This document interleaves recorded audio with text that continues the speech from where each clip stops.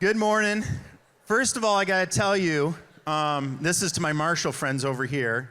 I said I was going to say it, so I'm going to say it. This was the great social experiment test today when we put up those little not banners, but to kind of keep people from going up there. Nobody knew what to do. And everybody's like, what? I got to sit down in front? I think I saw a bunch of middle school people run. Oh, yeah. Yep, busted up there. I see you, Ben Lacey. He hightailed it up in the corner once the stanchions got pulled. It's just hard to pack everybody in there, and we've got a really special morning this morning, and so I just wanted to kind of get as much space, and it's going to be okay. Kristen Barnes, it's going to be okay. You're in an okay space, okay? You're safe here. You're surrounded by friends. It's all right. Well, welcome back, everybody. It is good to be back. I don't know how you guys felt about it, but maybe the shortest summer ever in the history of me as far as leaving school and then starting school, and then packed a lot in between there, not only for stuff for Byron Center, but even personally, too, just trying to make the most of everything and with family and all those kinds of things. But excited to be back today and really have a great special kind of kickoff for us this morning. And really looking forward to another great start to the great year with everything that's going on and all the changes in Byron Center and some of the things that we're going to talk about this morning. So what has kind of become a very nice tradition in BC, we've done it for a long time, but we always start out our kickoff with the national anthem. And today I have some very special friends that I'm going to bring out to the stage.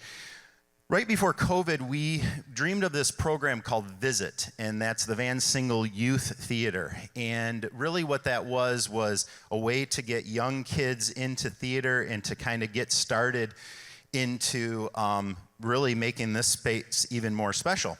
And so it kind of got paused during COVID, and we didn't do a whole lot with it. But then as soon as COVID was over and we kind of got back to normal, we kind of really started rolling with Visit. And through there, we've had a lot of different programs and a lot of different shows.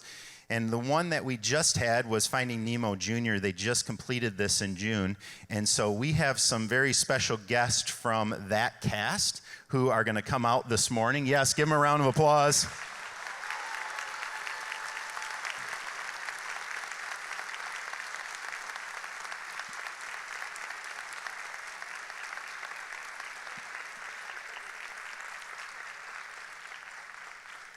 Think about that. You guys didn't even do anything yet. All you did was walk on stage. That's pretty impressive, and you're already getting claps. So if you would please stand for the national anthem this morning.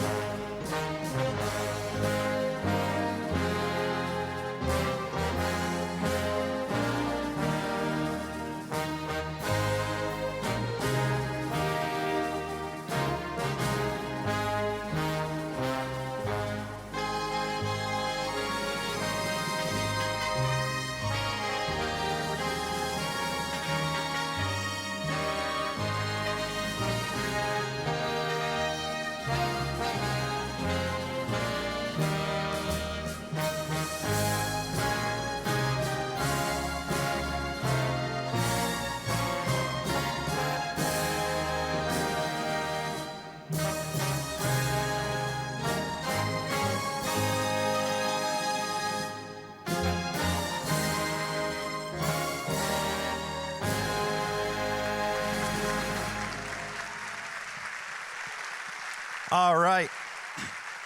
Great job, guys.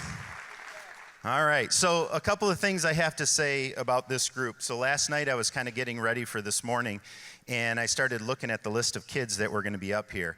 And those who've been to a board meeting and seen me at board meetings with kids, I love to pull kids and just ask them questions and just talk with them. Improv. Can I use that? Can I use that word?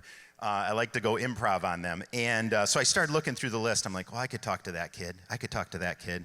I could talk to that kid. I could talk to... Next thing you know, I'm like, any of these kids will talk to me. So that's pretty good. That makes me feel pretty good. So a couple of things. Who can tell me, I'll just randomly pick some people. Who can tell me what's been one of the best things about the visit? I didn't even ask the question yet. I didn't even get through the question. He's like, I can do it. See, I told you this group was special. All right, who can tell me what is the best thing about Visit? What's been one of the best things? Now I have to come to you because you were so good about it. But tell me about the best thing about Visit. That it's just where I belong, because when I come here, I just feel like all of the friends I made on the way helped me, and I just feel like this production of Finding Nemo was like the best thing that happened to me. Awesome. Look at that. That is pretty cool. I love it. Okay. Tell me, who else can tell me, well, first of all, did you realize that every teacher is sitting out here right now? Does that like make you nervous or what? You're like, no problem, piece of cake. All right, so you did an awesome job in saying that was a special place. What makes it so special? Like, what is it about the theater program that makes it feel like a home? Who can tell me that? Why does it make it feel like a home? Because you can make new friends and you can meet people that you might really want to hang out with. I love it. Very good. And one of the other things that we work really hard in Byron Center, you guys might not know this, but we work really hard so that all kids have a spot where they can go, whether it's sports, fine arts, jazz orchestra, equestrian, you name it, we try to do it. Do you feel like, who can tell me, do you feel like this is one of those things that's really special? Yeah, for sure. Okay. Who has been in, who can tell me what was the first Visit program that we did? Who knows that? Do you know what it was? I did Frozen. Frozen. Okay. Who else did somebody do? What'd you do? Just shout it out. Shrek. Okay. What was another one that we've done? Okay. All right. I think we're missing one more. What was it, Haley? Finding Nemo. All right. Sounds good. And you guys did an awesome job. I'm super proud of you today. And that wasn't that big of a deal, was it, today? All right, good job. Give these guys another round of applause. Well done. We'll have you sneak right out this way, okay? All right.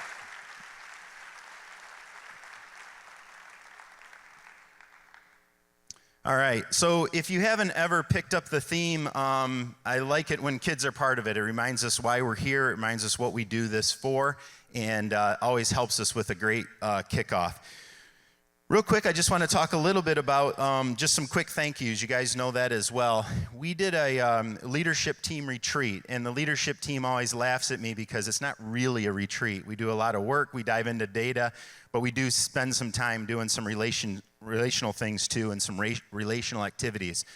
And one of the things that we did this year was with the opening of Heritage, Jeff took us through a fun exercise where we kind of had to pick our place, like a physical place within Byron Center that was meaningful or special.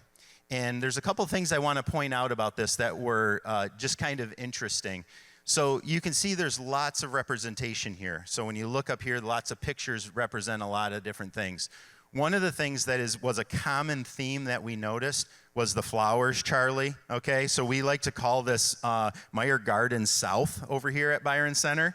So thank you to Doug and the team and Charlie and Rachel and the whole crew, Gabe, that kind of make it all happen. So we appreciate that. But each one of these had a kind of a different story. And we also teased a little bit because I'll put Jason on the spot. Oh, I don't see that one up here. Oh, shoot. Okay, well, now Erin, I get to pick on Erin. Erin up there, she has it in the top, kind of the top left-hand corner there. She took a picture of the inclusive playground sign. And so we were kind of wondering, like, okay, everybody's taking a picture of the track and the memories from there, or a gym, or the entrance to Marshall, or something like that. And she's like, I didn't quite understand the assignment. And she, you know her, she's type A. And but the story behind it was really good. And obviously, as a special education director, you know where she was going with that. And she was going that we make it a place for all kids where they feel welcome and they feel safe, and how great it was. And one of the things that she pointed out about that was that wasn't her who was talking about the inclusive playground. That was when we were just going through the design process of the different places around Byron Center, and that was one of the things that was important. And so that didn't even come from her, but that was just an important part of BC. But what was really cool is these were great places, and they all had great memories, and they're all fantastic, and our facilities are wonderful. But I just want to point out some of the words that people had to put with that. Collective efficacy, excited, commitment, innovation, learning and growth, new possibilities. And then what I loved was my favorite one, beautiful place and beautiful people. And I love that part. And that was a great way for us to kind of kick off our school year with the leadership team, but it's also a great reminder for us. I remember years ago when we opened up Countryside and we opened up West Middle School in the same year, and I was my first year as principal. And there's just a few people who are still in the room when I was principal at that time. And I remember we took a bus tour. You remember guys taking that? We took a bus tour and we went to West Middle School and we went to Countryside, and then we came back to Marshall. And everybody was like, wow, those look really new and shiny, and now we're coming back here. And I remember telling the staff that day, it's great, and our facilities are wonderful and they're special. I'm so proud of our facilities, but it's the people in those facilities that make the difference. And I remember saying that over 20 years ago, and I feel the same way this year as we open up Heritage and we opened up Nichols last year. It's really about these people that you are sitting in this room today. And so great places, great spaces, but most importantly, just great people that make it all happen, and all of you in this room. So thank you very much for what you do that make this Byron Center a great place. So thank you very much for that. I have a very special guest that I'm going to introduce today, and his name is Steve Bench. And Steve's got a good story to tell. And really what Steve is going to talk about today is he's going to talk about what it is like to work with not only kids who are coming from different backgrounds and different viewpoints, but then also, because it is a staff kickoff, what it means to work with different staff and different colleagues that have different viewpoints and different experiences that they come with. You're going to hear Steve talk about things like Gen X, Millennials, Gen Z, baby boomers, all of those kinds of things, and how that shapes our mind and how we think through the things that we do because of our own background and our own experiences. And so really excited to have Steve here today to kind of talk through what that means not only for colleagues, but what that also means for kids as well, and how we work with kids. So will you please welcome Steve Bench to the stage for Byron Center.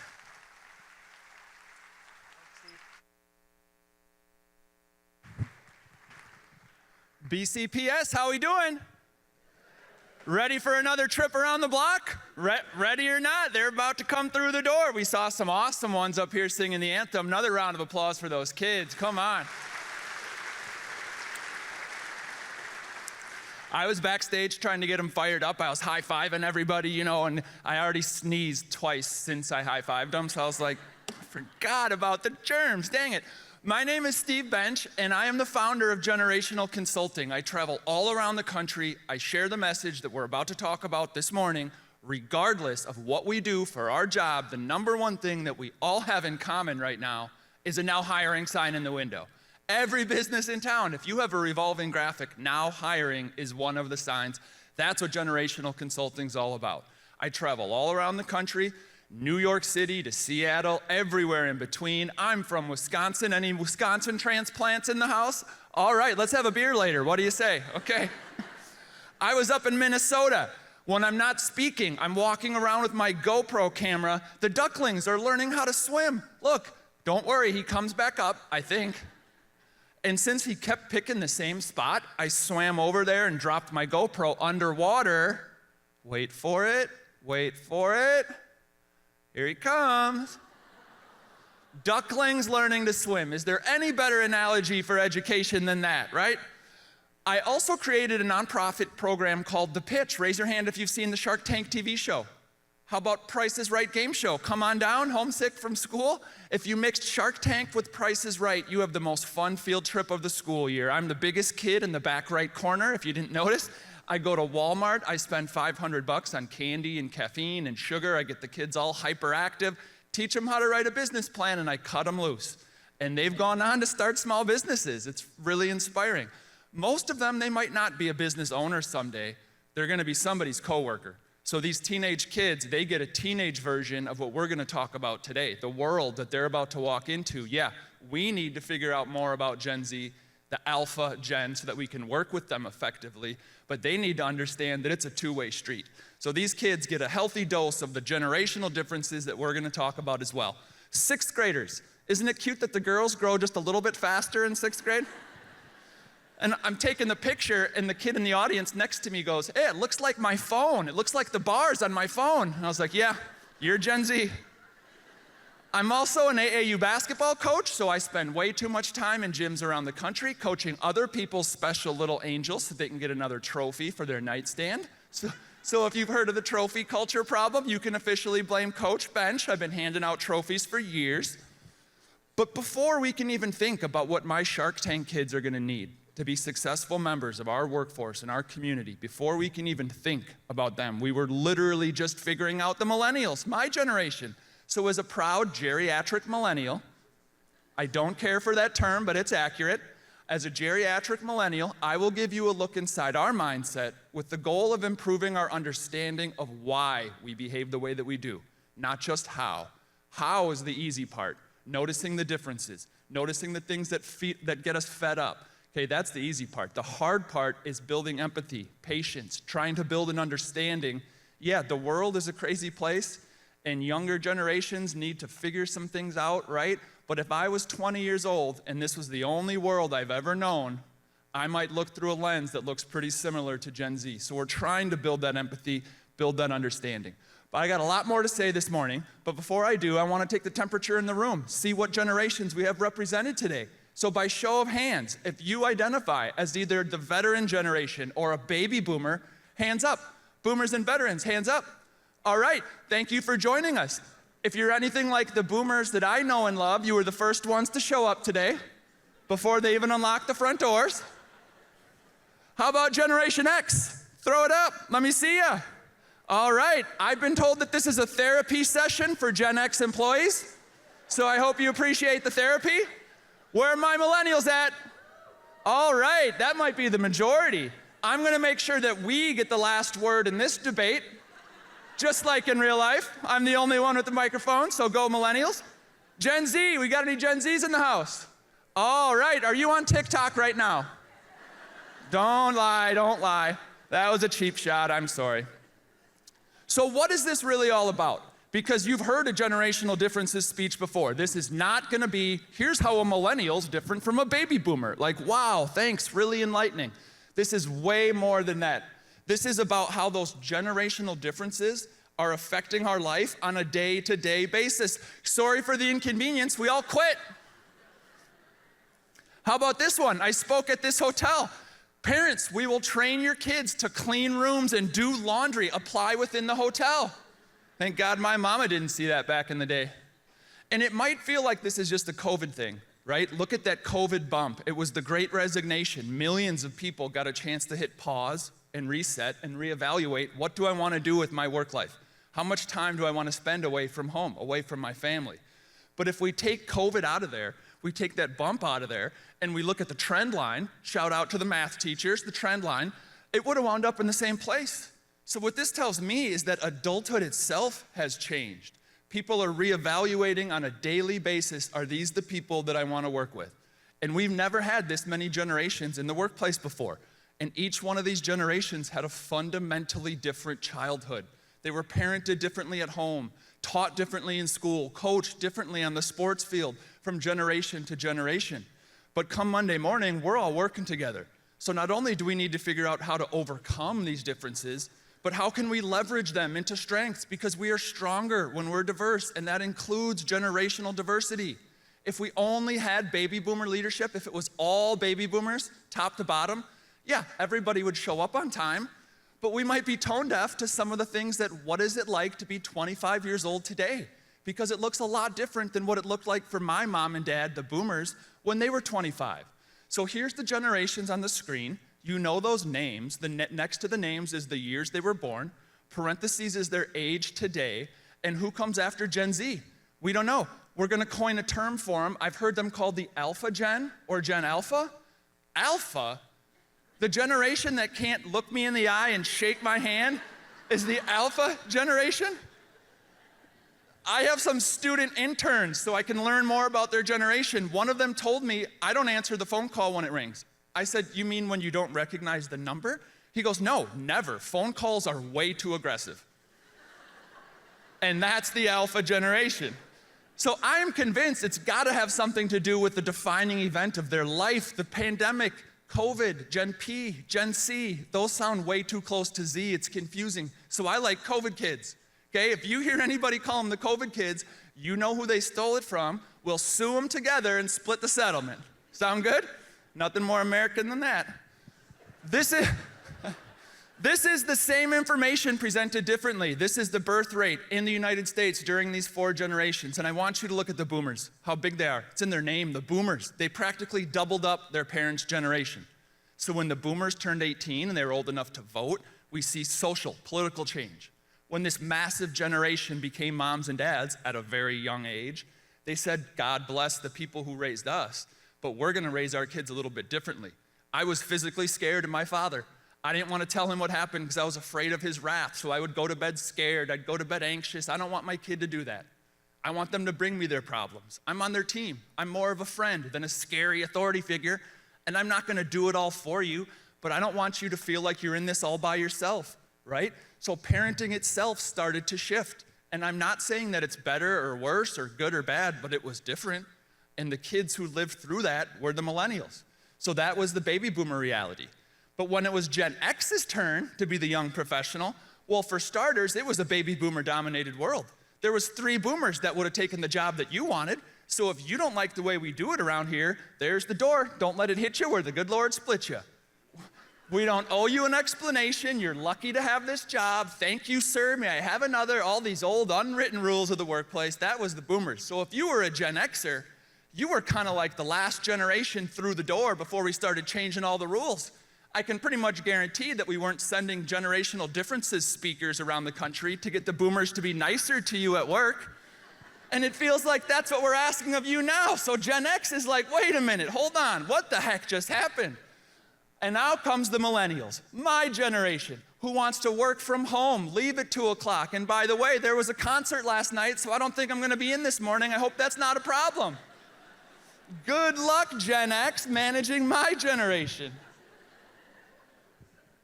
So I'll change gears now and get much more serious and ask you rhetorically, what is it that makes a generation a generation? Because if you are 18, 19, 20 years old, and there's bullets pinging off that boat and the gate's about to drop and you have to run out onto that beach, I will never forget a gentleman who I met after one of my keynotes who came down to talk to me, waited for everybody to leave, and he taught me about survivor guilt. Guilt. He said he served, he came home, he was led by braver, stronger men who ran out first and they didn't come home. So why am I still here? What makes me special? There's nothing special about me. And I was so moved by that humility, that selflessness. If any generation deserves to feel like the greatest generation, it's this generation that sacrificed so much. Not my millennial generation, my friends that think they're special. They've got a room full of soccer trophies. We didn't win a game the entire season, right? But this was the generation who sacrificed and who struggled. And if you ask grandma and grandpa, how did you get into the adult club? How did you earn the respect of your friends, of your peers? You probably did it by working hard. Like, my grandparents are the hardest working people I've ever known in my entire life. It's not even close. Like, they live to work. And that work was an essential part of their adult identity. And they would pass a lot of those characteristics on to their kids, the boomers, who grew up in a completely different time, more economic opportunity than any generation in American history, raised by the generation we just finished talking about, loyal, committed, dedicated. And for this generation, the American dream was alive and well. You didn't need a fancy, expensive college degree to be middle class. You could work at the town factory, middle class salary, great health care for the people you love, a pension waiting for you when you retire. And when that was the loyalty oath between employer and employee, That's why Grandma and Grandpa would roll with one company for 50 years and not play any games. So when Grandpa talks trash about my generation not having any loyalty and job hopping all the time, the loyalty oath isn't the same. The world around us has changed. Loyalty looks different. The other thing that looks completely different today is adulthood. So what did adulthood look like back in the day for my mom and dad, the baby boomers? Well, if you were a baby boomer and you wanted to get into the adult club and earn the respect of your friends, you probably need to move out of your parents' house before you turn 30. For starters, I still have friends who live at home. They don't think it's a big deal. But for the boomers, it was get out there on your own. Be self-reliant. Go find a spouse. Start a family. Buy a house. These were the markers of adulthood for the boomers. And by the time my mom and dad were 25 years old, which, by the way, is the age of Gen Z today, they were married with a mortgage and 3 kids under 10. By 25, they had already put their roots down. And as a result of this being what they were chasing, what they wanted, what all their friends were chasing, they both had to grow up at a younger age. They both had to take jobs that wouldn't have been their first choice. And if they don't like the way that you talk to them on Friday, could they just ghost, no show on you, we never see him again? Probably not, because you got people depending on you.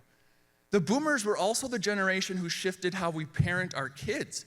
They said, you know what, my kid is special, and they're gonna get more chances, more opportunities, more support, and when they fail, I'm gonna be there to make sure that they don't get too discouraged. I'm gonna protect them from failure. And that last one, it comes from a place of good intentions, like the best of intentions, but it has some unintended consequences.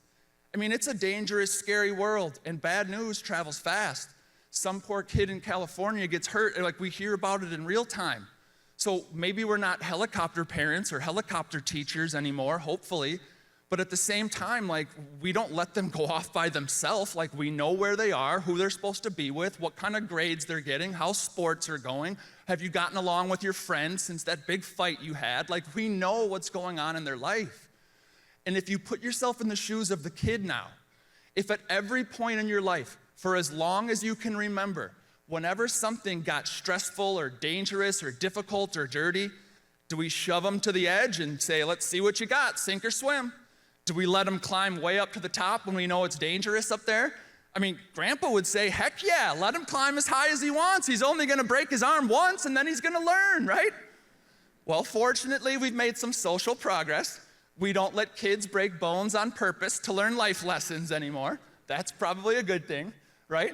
But if at every point in my life I have been conditioned to be able to ask a question, to lean on somebody that's done it before, why should we be surprised that we get 20-somethings that show up to work with us and they don't have enough initiative and they ask too many questions and I have to hold their hand on everything? This is the world that we raised them in. And we need to remind ourselves of that because we are all products of the culture that raised us. It is not Gen Z's fault that they are quote unquote fragile and soft. I don't think that those two things are true. I think that sometimes those things can be a little bit true, but it's a product of the culture that we raised them in. And to me, it's as simple as that, because whether there's a lot of money at home or not, we now raise kids in this country that feel powerful, important, and successful. And we're gonna talk about little trophy boy in a minute, okay? We'll get to him and why he feels that way. But if you've been following along, we covered the veterans, then we covered the boomers. The boomers raised the trophy millennials, so we jumped ahead a little bit to make that connection.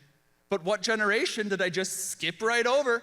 Story of your life, right, Gen X? The overlooked, forgotten about, unwanted generation.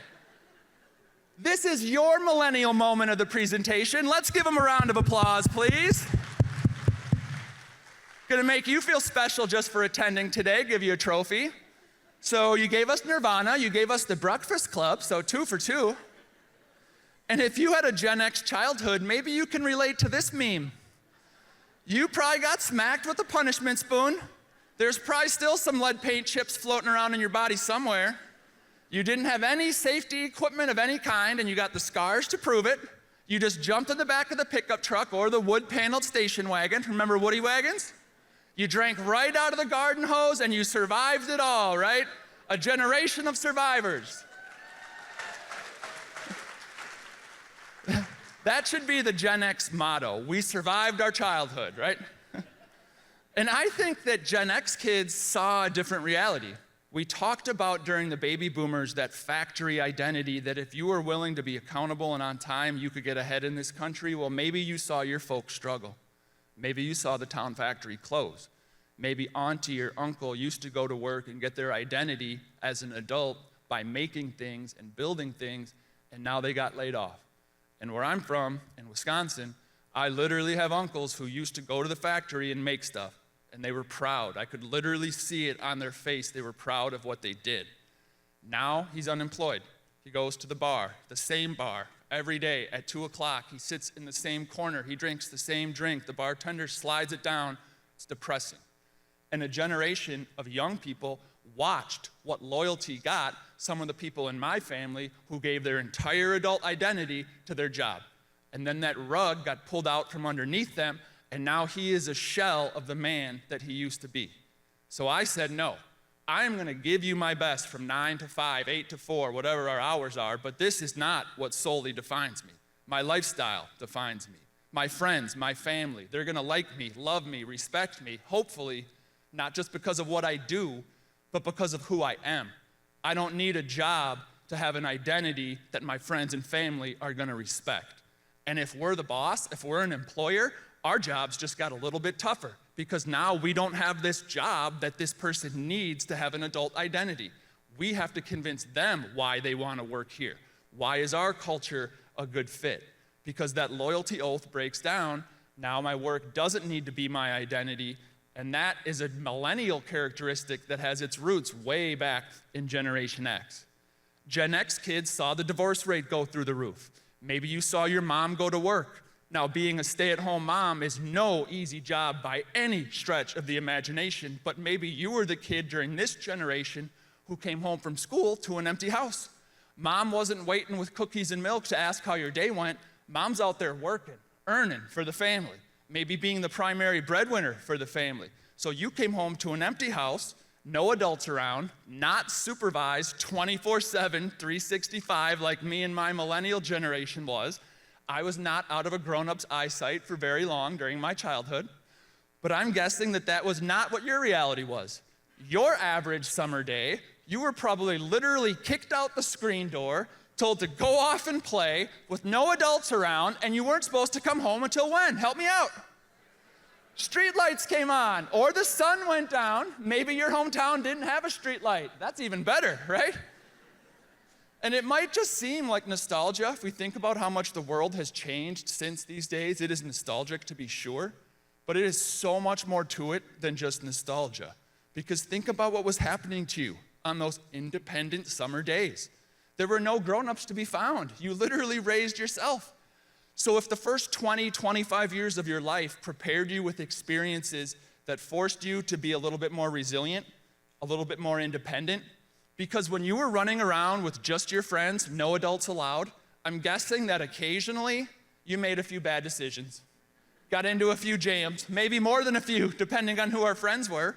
But get this, you actually had to face the consequences of your actions. Pretty novel concept to the millennial who's not used to consequences, right? But there weren't any adults to bail you out, so you faced consequences. My generation, when I was about to face a consequence because I left my essay at home on due day, who do I text at work to bring it to me so I don't get a 0?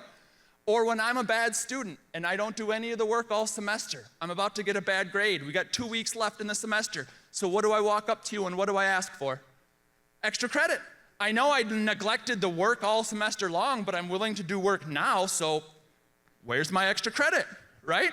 So maybe and I'm joking, of course, but I hope you can see my point. You know, we've been bailed out of facing consequences because they were protecting us from failure.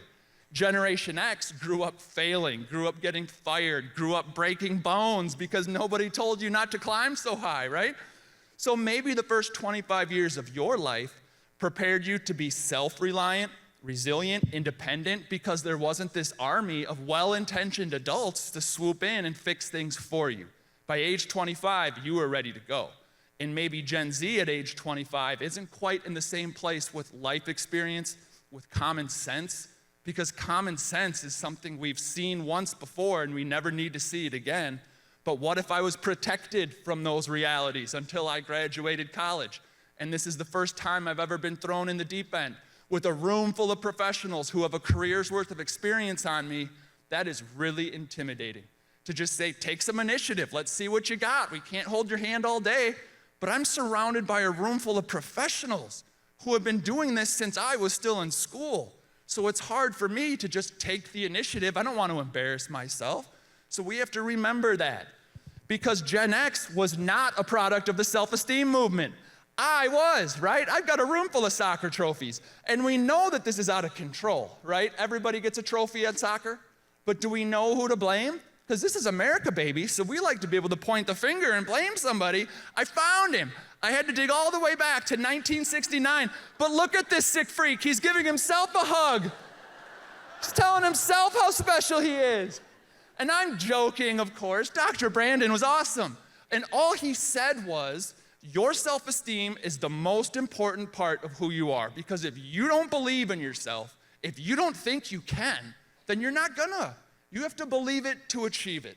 That's a great message. That sounds like one of my pregame speeches in the locker room before a big basketball game.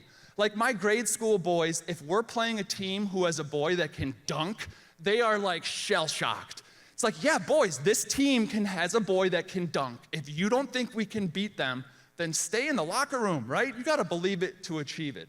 So it was a good message, but we over-applied it to everything, and before you know it, we have a generation of young adults that the older adults are calling soft. They're calling fragile. And when Billy grows up, he's gonna take a big boy job with you fine folks. And not everybody's gonna think he's as special as his mama does. So he's gonna have some bad days. He's gonna get chewed out. He's gonna get some dirty looks. And whereas Gen X and the boomers and some of the geriatric millennials who were raised a little more old school, maybe we have the resiliency because of our childhood, but maybe Gen Z doesn't.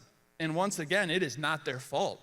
When they have a bad day, they don't have the same life experience. They don't have the same common sense. So maybe when they have a bad day, they just crumble and they quit. They hit restart, they go work somewhere else, and they start it all over again. So what is the reality? Why is this happening? Well, we're losing 10,000 boomers a day to retirement. Gen X is physically not big enough to replace them all, as awesome as you are. So we now have more jobs available in this country than people willing or able to work them. That has never happened before. And it has given the leverage to the employees. The employees have the leverage now. I don't need this job or that job or any traditional job. I can quit my job and drive Uber. I can rent out my apartment on Airbnb and go sleep on my mom's couch. I'm not saying I've done it, I'm just saying I've heard it's possible, right? So we need them more than they need us, and that's really hard for frustrated people, frustrated with the issues in the workplace. It's hard for them to get their mind around that, but it's true. They don't need this job. We have to convince them that this is the place where you are gonna find a piece of your adult identity that makes you feel proud, that makes you feel happy, that provides a lifestyle that you enjoy. That is the story we need to teach Gen Z, because adulthood has changed.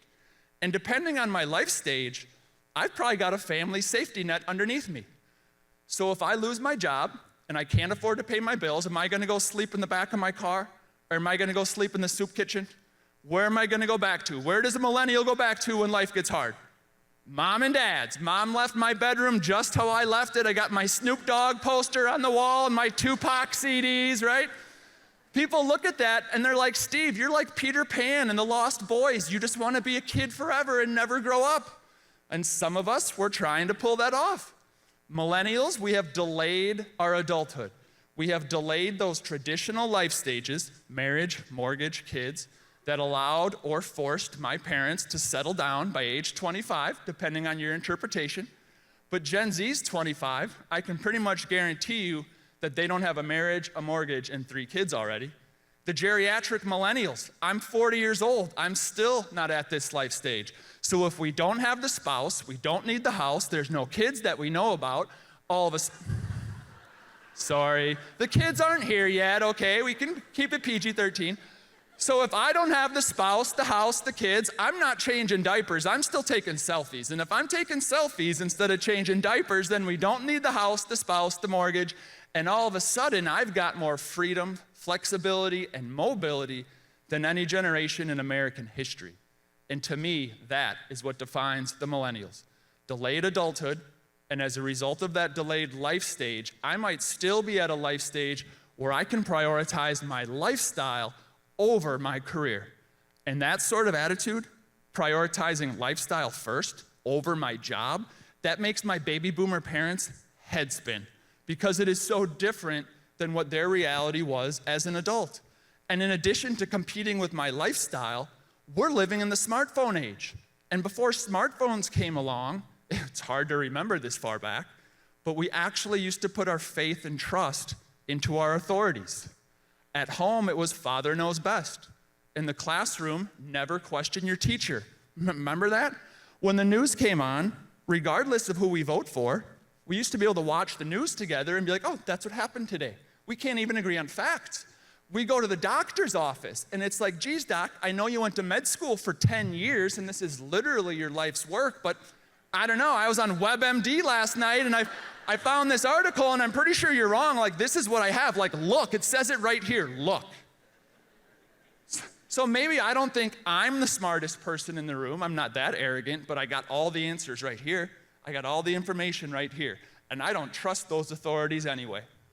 And the people in the room this morning, we can remember before what I just talked about, when we used to trust our authorities, but you know who's too young? Who's never seen it before, that this is the only world that they've ever known? It's Gen Z. They think that the world around them is on fire. We fight about everything, politics, social justice, climate change. They think that the world above them is on fire, that the ladder above them is broken. And if the ladder above me is broken, then why on earth would a reasonable person get on the bottom and start climbing? And I would argue that the ladder's not broken. That's what it feels like when we go on cable news or when we go on social media. But when kids walk through the door on Monday morning with that smile on their face and they look to you, that is what is real.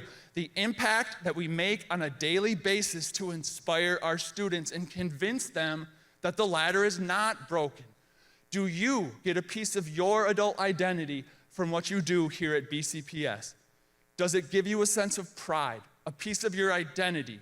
And my mom is a teacher, so I know that nobody is here for the paycheck, because if it was just about money, we could go make more money somewhere else. But I also saw the cars out in the parking lot, yeah, right? I see a lot of nice clothes. Like, y'all look good, okay? And I can tell by the energy out there in the room, and maybe it was the free food, right? But like, there was a buzz out there. And I travel the country. I do this for a living. I do not feel the energy every single day that I felt out there in the room. I can tell that you're passionate. I can tell you enjoy working with each other, for the most part, right? I'm sure there's a few rivalries, right? But you enjoy working with each other. That's what Gen Z is worried about. I quiz my kids at Shark Tank and I ask them what their greatest fear is. I don't even know if I want to tell you because it's so depressing. Their biggest fear is they're worried they're not going to find happiness. They're worried that the world's too expensive for the job that they want or to have a family of the size that they want. They are crippled with this reality. And that's what we can do to help them. So how is Gen Z different than a millennial? One of the most common questions I get. Well, Gen Z grew up with a smartphone. They have always seen the world around them in real time. I walked past a group of my 6th grade Shark Tank kiddos. Teachers helped me out, 6th grade, 11, 12 years old probably. They were having a mature, nuanced discussion about Russia and Ukraine. They're 11 years old. I don't even want to tell you what I was doing at 11, probably squatting in a ditch, poking berries up my nose and picking dandelions. I certainly wasn't worried about geopolitical problems. But this generation, they are dialed in, and they know that social media is toxic. I'll ask them, 100% of the hands go up like they were spring-loaded, waiting for somebody to ask them, is your phone causing you mental health problems? Yes. So then just delete all your socials. The next question, is it possible for you to fit in and feel normal, whatever that means? Is it possible for you to fit in and feel normal without a presence on social? No. Like, what everybody is literally talking about today is what happened last night, probably on TikTok, and if I just ignore it and put my head in the sand, yeah, my mental health would be this much better, but I would be completely clueless to everything that's going on in my generation's world. And we talked about what it is like to be a kid today, and anytime something is stressful or overwhelming or anxiety-inducing, they can lean on us. But we never lived through this. I mean, some of us barely had social media when we were little, but the rest of us know. And what about a digital footprint? Raise your hand if you're glad that a digital footprint is not following you around and recording everything you did in high school and college. You might not be sitting here right now if it was, right? So that's Generation Z. They are informed, they're pragmatic. Millennials like me, we grew up with Sesame Street and Barney. I love you, you love me. We're a happy family. Doesn't feel like a happy family anymore. Feels like a dysfunctional family, which feels pretty familiar to me from my childhood. But so Gen Z, they've joked with me, kind of gallows humor, but being serious. They said, we've all got PTSD. I was like, well, what are you talking about? PTSD. He goes, we're pissed off, we're tired, we're stressed, and we're depressed. PTSD. And they're not even 30 years old yet. So what is Gen Z going to expect from the workplace? What are they going to expect from us? And this isn't just Gen Z. Now, a lot of the words on this slide might feel like things we've heard a lot more recently, and for good reason. But these aren't Gen Z fads or trends. These are things that the boomers marched for, that Gen Xers asked for. We just weren't listening to you yet because you were so outnumbered. Then the millennials like me showed up, and at the time, we were the most diverse generation in American history, so maybe we expect this. Here's the point I'm trying to make. With any sort of social change, somebody's got to be the first to ask for it. Enough people ask for it, it starts to become the expectation. Once it becomes the expectation, it essentially becomes a demand. And I know what you're thinking. Who are they to demand anything? But here's what I mean by demand. If I have unlimited choice, everybody in town is hiring, I can literally go work anywhere that I want, I'm not going to choose to work somewhere that doesn't align with my values. So who we hire, who we work with, is that a reflection of the community that we serve? Are we inclusive? Are we transparent about why we can or can't do things? Because if we don't provide that layer of transparency, maybe they're going to go find it somewhere else. And depending on what life stage they're at, if they aren't married with a mortgage and 3 kids, they're going to have a very different decision-making profile. And they might look at all of you as their work family. You heard that one? Work family? Does it make anybody's eyes roll or their stomach turn? Like, good Lord, I don't have time to be somebody's work mom, okay? I'm a real mom and I'm a teacher. I don't have time for that. But I want you to consider my former intern. He is Gen Z. He has had 22 jobs in the last 4 years. I literally made him write a list because I knew he was going to forget some companies. I'm on the list, by the way. I'm on his hit list. Generational Consulting's on there. He's been at his current job now longer than all of them. Still stay in touch with them, still friends. You should hear him talk about this lady he works with. I think he's literally in love with her as a work mom. And I think she likes it even more because before he took vacation days, she came over and gave him a lecture about wearing sunscreen and don't drive around at late night by yourself. Take a lot of pictures so I can see all the fun you had when you come back. He loves that. So I can see what's going on. Half of you are starting to squirm and you're thinking to yourself, so you want me to be somebody's work dad? No, okay? No. But we'll get to that. So what is their learning style? Because it used to be passive learning. I would write on the chalkboard, you'd copy it into your notebook. Well, those days are done. It's all interactive. Can I get it on my phone? Can I apply for the job on my phone? What is our brand across the big 5 social media platforms? Can I go on TikTok and find out what a day in the life looks like for a BCPS employee? Do we utilize YouTube, the world's biggest free library of training content? We could all find one cool YouTube resource for new teachers and new staff. We can vote, hand out prizes and awards on the best ones, and within an hour, we would have hundreds of videos in a catalog that have already been vetted, Gen Z approved, as a resource for them to become a better employee. They're not going to read through the handbook. They're going to resent you if you make them sit through a 2-day training that could have been a 1-hour tutorial. So the point here is, are we utilizing the platforms that they prefer to get their attention and teach them what we want them to learn? Because in a world of unlimited choice, if we don't get their attention and convince them, It might not happen at all. Because these kids today, they would rather be online than in person. It's really hard for me to fit in without social. When I make mistakes, it's in front of the entire world on social media. Everybody's watching me fail, so maybe I shouldn't even try. What if I'm not good enough? And I hear that from my students. What if I'm not good enough? You're not supposed to be good enough yet, right? They're not hiring you because you're an expert. That would be weird if you walked in the door and you were an expert. We're going to teach you what you need to know. We're going to introduce you to people who came before you that get a piece of their identity, and we're going to show you that the ladder's not broken. So once again, is this the job that gives you that piece of your adult identity? And I can see some of you nodding your heads, and you're already on the page with me, but some of you aren't, and that's okay. Because some of us think that this whole discussion's a bunch of BS. Like, you want me to be the one that teaches them how, like, I get it. So you're the ones we need to start with, because the title of today's session was that you attract tomorrow's talent with today's leaders. And if today's leaders think that this is a bunch of garbage, then we're never gonna have the culture that we want. Because a lot of people are saying, you know what? Today's young professionals, they're aloof, they're unrealistic about their expectations and their salary, they're not as committed, they're quick to be the victim, they don't have any common sense, and they ask so many questions. I have to hold their hand, I can't even get my own work done because I'm putting out other people's fires all day long. And then when they mess up, I can't even tell them how it is, because if I told them what I really thought, I'd probably make them cry, quit, and we'd have to hire somebody else. I can see some nodding heads out there. And I think that that sort of mentality grew out of this old rule of the workplace: no news is good news. Remember that?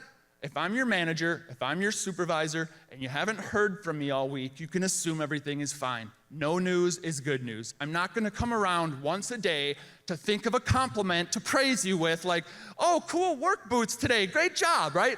Like, no, okay, we're here to work. I'm not here to be your work mom. But if you work with people 40 or younger, that is the opposite of what we expect. Because we grew up with constant, nonstop validation, communication, dialogue, and we don't expect it to change when we trade our backpack for a briefcase and we join the working world. That constant dialogue is the key. That is how you ultimately hold them accountable.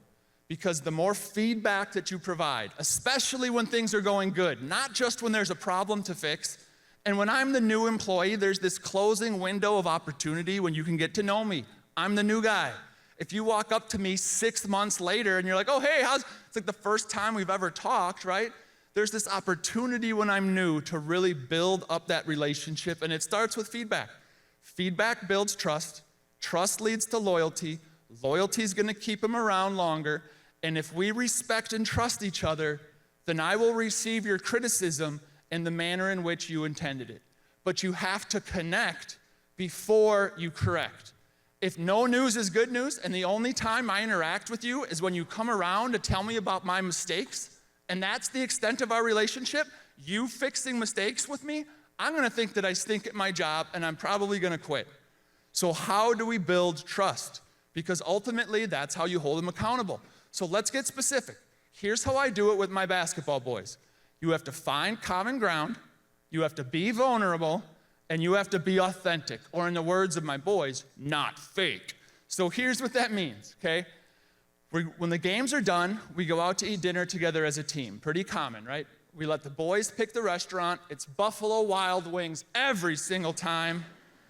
So we go to Buffalo Wild Wings, we sit down, the boys have a favorite game they like to play.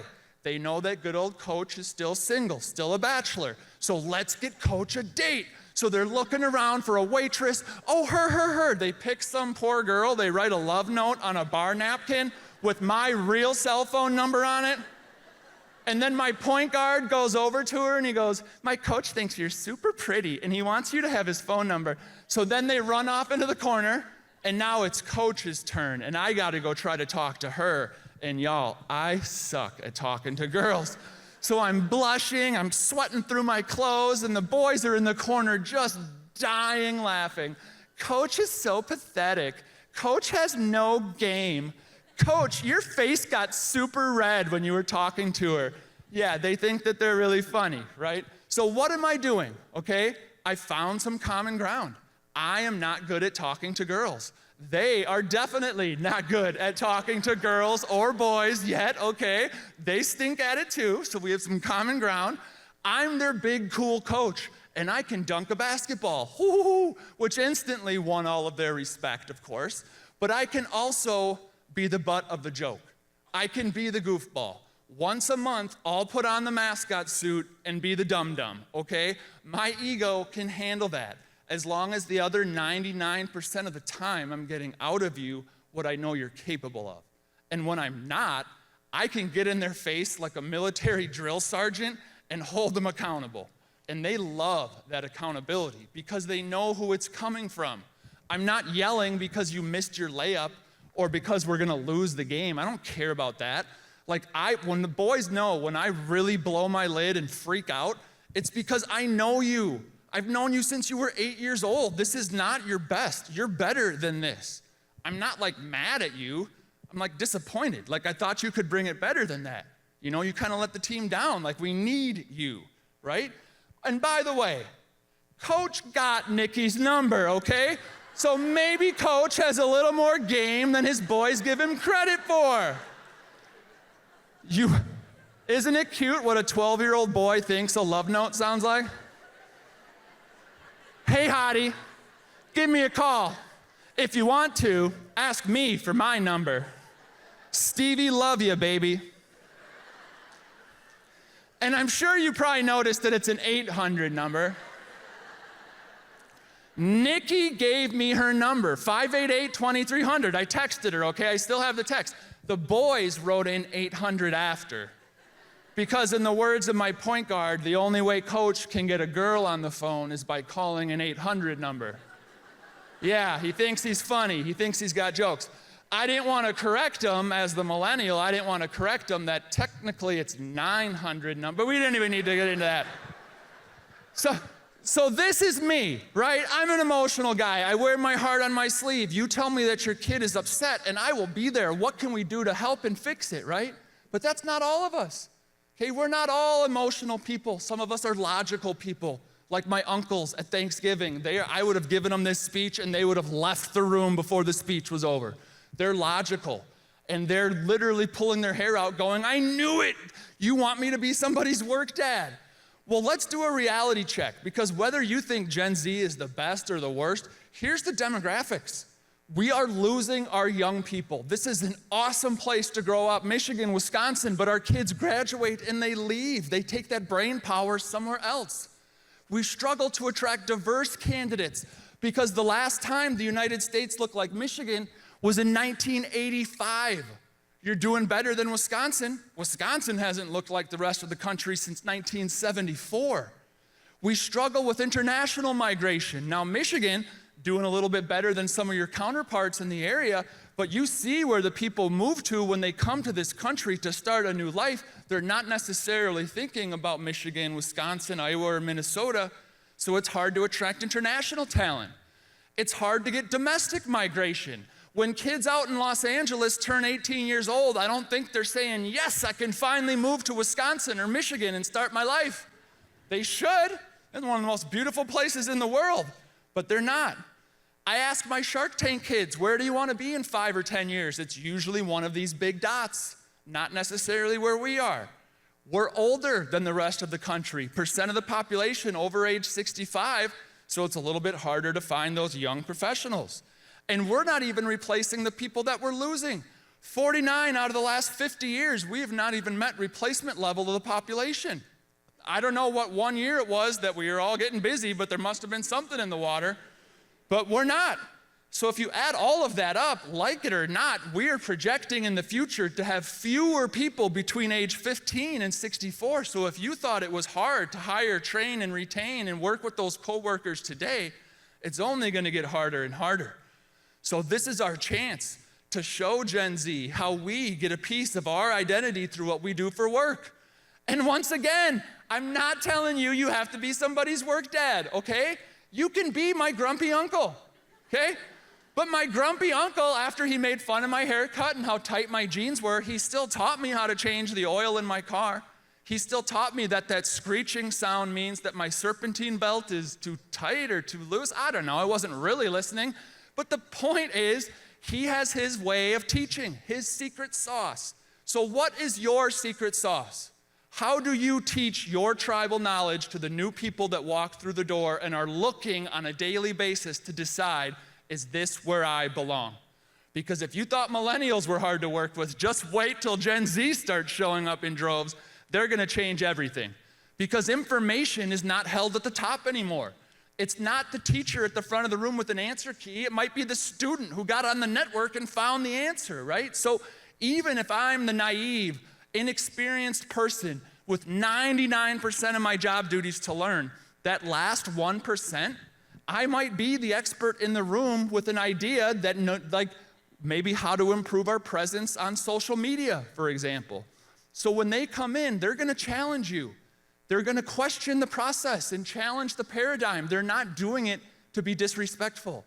They're not doing it to be insubordinate. They're doing it because we have rewarded them their entire life for going on the network and finding the best solution to the problem. So be open to being challenged. And for this generation, we have to connect with them on the platforms that they prefer, because otherwise, I don't even know if we're gonna be able to get their attention at all. When they wanna know the answer, they don't raise their hand and wait to be called on. They Google it. When they want to learn how it's done, they don't ask grandpa to teach them. They go on YouTube and they find a tutorial. My entire life gets lived through a screen that's this big. And in a world with unlimited choice, if we don't communicate and connect with them through their platforms, we might not be able to get their attention at all. And keep this final rule of thumb in mind. When you work with young professionals, you're gonna occasionally be frustrated. Don't let it get the best of you. Remember, there's a third of us that get it, there's a third that can be taught, and there's a third that are just not ready. So forget about Beebs and focus on the 1/3 who are looking for a piece of their adult identity. They're just gonna need our help to find it. Thank you so much. Have a great rest of your school year.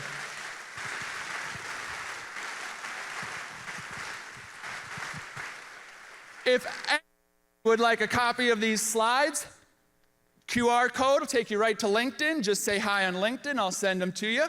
Otherwise, I'll turn it back over. Thank you guys so much and have a wonderful school year. Thank you. Appreciate it. Thank you, Steve. Appreciate that.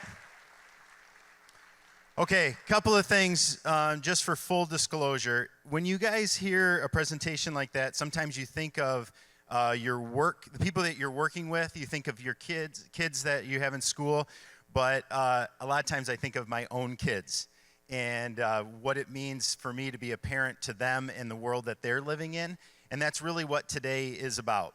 So a quick story I gotta tell you, and I pick on Molly, and thankfully my Molly is not ever in the room when I pick on her, so, but I pick on her a lot, and I thought of this story when Steve was talking today. When she was a little kid, she was probably maybe about 5, we were heading to a friend's house for some sort of party, picnic, or something like that. We're about 20 minutes into the trip, and she's in the back seat, and she goes, "Oh, no." And I'm like, "What?" She's like, "I don't have any shoes." I'm like, "What? You don't have any shoes?" You know, and I go right into, like, baby boomer mode, right? I'm like, "What? How do you not have shoes? You need to have shoes. You got to take care of yourself." All that kind of stuff. And she goes, "Don't worry about it. Somebody will have an extra pair of shoes there that I can wear."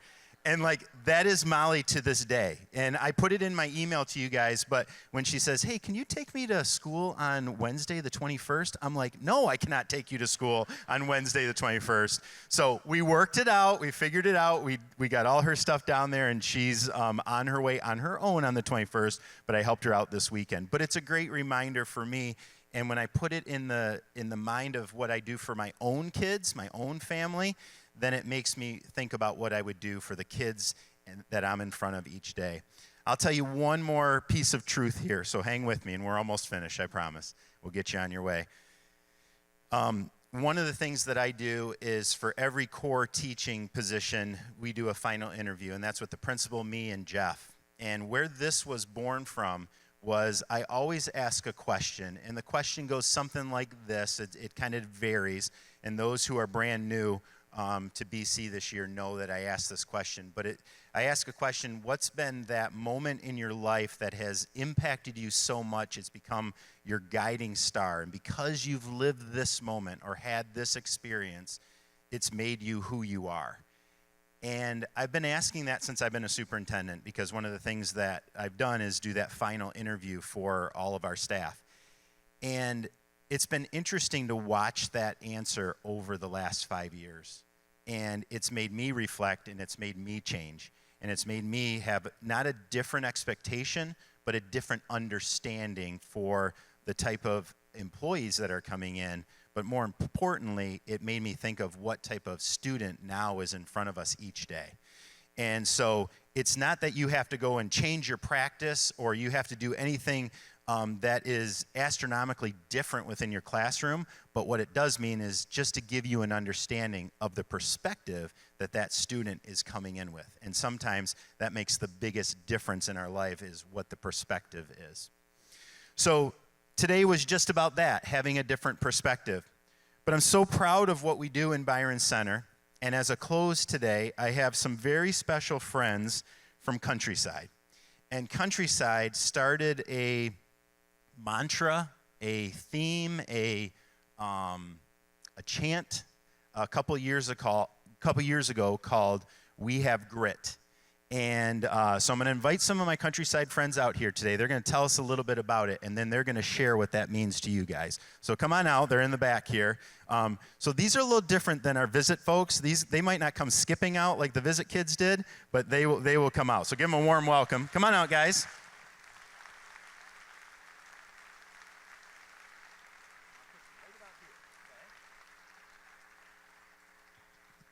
Awesome. Okay. So a couple of things I want to note up here. One is they all have their shirts on, and they have special shirts at Countryside, and it says Leaders at Work. So that's pretty good. That shows us that we're in good hands for the future. But I was just telling all of the teachers that you guys have a special credo at Countryside. Who can explain, or who would like to explain, what that means? Not to say it, but what does it mean to you when you say this? Why do you say this creed? Who can tell me? Don't be that shy now, because I'm going to start picking on people if you don't. All right, I know you can handle it. Tell me what it means. It means, like, when you... What does it mean when you say, we've got grit? It means that you don't never give up. You never give up. Okay, never give up. I like that. Where have you used it before? When have you used it? Can you tell me what you've been doing in your classroom where you've used it? On announcements. On announcements. Why do you think they do it on announcements every day to start the day? I don't know. Who can help her out? Who can be a good friend? Why would they do it on announcements to get the day started? To probably encourage students to have a good day and not have a bad mood. I love it. To have a good day and not have a bad. Oh, and yeah, do the shout out. I like it. That's awesome. That is perfect. Okay. And what else would you use it for? Like if you were really struggling with, like maybe you had a test coming up or a hard assignment coming up, would you use it during that? Okay. And why would you? Tell me, why would you use it? How does it help you? How does it help you? What mindset does it get you in? Never give up. Never give up. Okay, we've got the theme going down there. All right, so on the count of 3, are you guys ready to say it? Okay, now you guys don't have a microphone like I do, so you're going to have to say it really loud, kind of puff up your chest and say it really loud for this crew. I know you can do it. All right, are you guys ready? 1, 2, 3.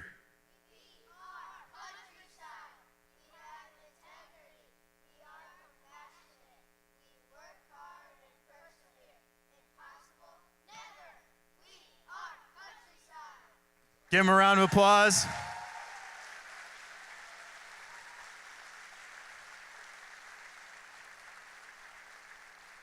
All right, now, if that doesn't tell you that our future is bright, we have great kids that are in great hands with our staff, are going to support them each day, and they're going to get through what they need to do, even when times are tough, because it's easy. When it's easy, right? But we need to use that when sometimes it's hard and to do those things. So on the count of 3, I want you to tell the teachers, have a great year. Can you say that on the count of 3? 1, 2, 3. You nailed it. Nice job. All right, have a great day, everybody. Enjoy your day. Thanks for coming out this morning. Nice job. Good job. Good job. Well done. Awesome.